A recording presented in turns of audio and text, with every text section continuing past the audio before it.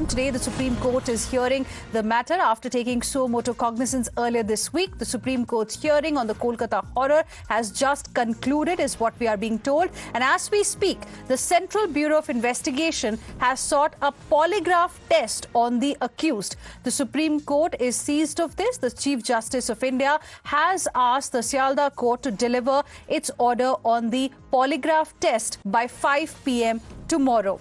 Bhavtosh is now joining us for more on this. Bhavtosh, this is an important development, an important update as well coming in as the hearing that was going on, that has concluded. Now the CBI has sought a polygraph test on the accused.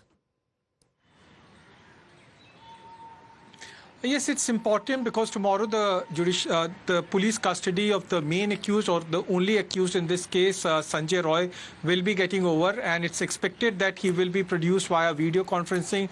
At the same time, the top court, the Chief Justice's bench, has said that the additional Chief Judicial Magistrate court has to give an order stating or giving an order whether he can be subjected to a polygraph test or not. So that order will also come tomorrow. In fact, CBI as well as Kolkata Police have submitted their report in sealed cover, and Tushar Mehta in fact told Chief Justice's bench that both parties should not be given their respective status report, and the court has said that in the order that will be in fact uploaded very soon, both parties will not be given their respective status report. Now, there was in fact a war of words between West Bengal government and CBI, with CBI saying that the CBI scene of crime was disturbed or at least altered.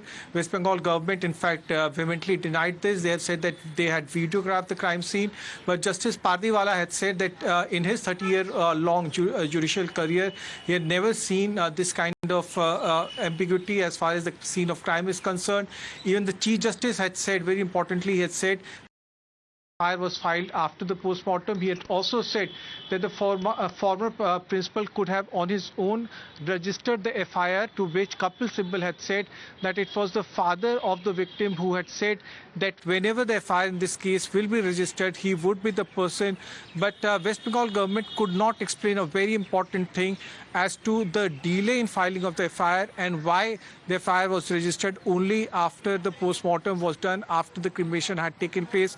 Remember, the body was found at around 9:30 to quarter to 10 in the morning of 9th of August, but the FIR in this case was filed at around quarter to midnight on 9th of February. Now, that's a considerable delay of at least 14 hours, and today, Senior Advocate Kapil Sibal had a lot to answer in a hearing that went for nearly 5 to 6 hours.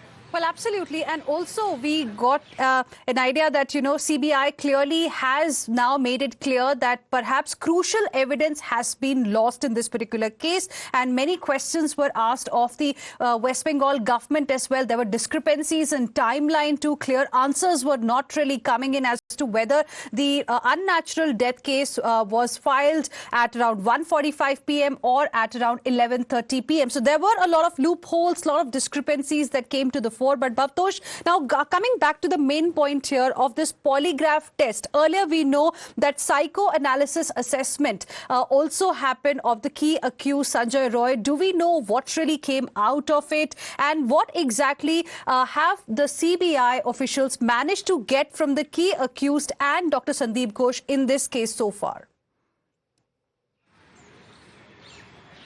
Well, as far as psychoanalysis test or psychometric test is concerned, CBI had used the best forensic experts, and they had carried out their test on the prime accused in this case, that's Sanjay Roy, and they had carried out series of tests on him since last Saturday, and these tests went on for 2 or 3 days.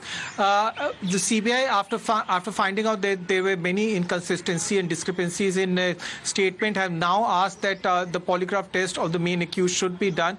Now, what sources within CBI has said is that the accused in this case has no remorse. He has no compunction as far as the crime is concerned. It is now more or less clear. In fact, what we can tell our viewers is that there is only one accused as far as the crime is concerned. He entered the hospital at around 11:15, 11:30, and then leaves the hospital at around 11:30. entered the seminar hall at around 3:30, quarter to 4, and leaves the seminar hall at around 4:15 in the morning or in the wee hours, and that's the timeline that has been shared both by the Kolkata police as well as by the CBI. But the question here is whether the crime scene has been altered or it has been dressed up. Whether it was done deliberately or whether this was due to lackadaisical attitude, that aspect is being probed by the CBI. And probably because of these loopholes or lacunae that the former principal is repeatedly being questioned by the CBI. CBI has questioned him for now nearly 7 days for 76 hours at a time when Kolkata police has already registered a case of corruption against him, admitting that there are several mistakes that have been committed when he was the principal of RG Kar Medical College.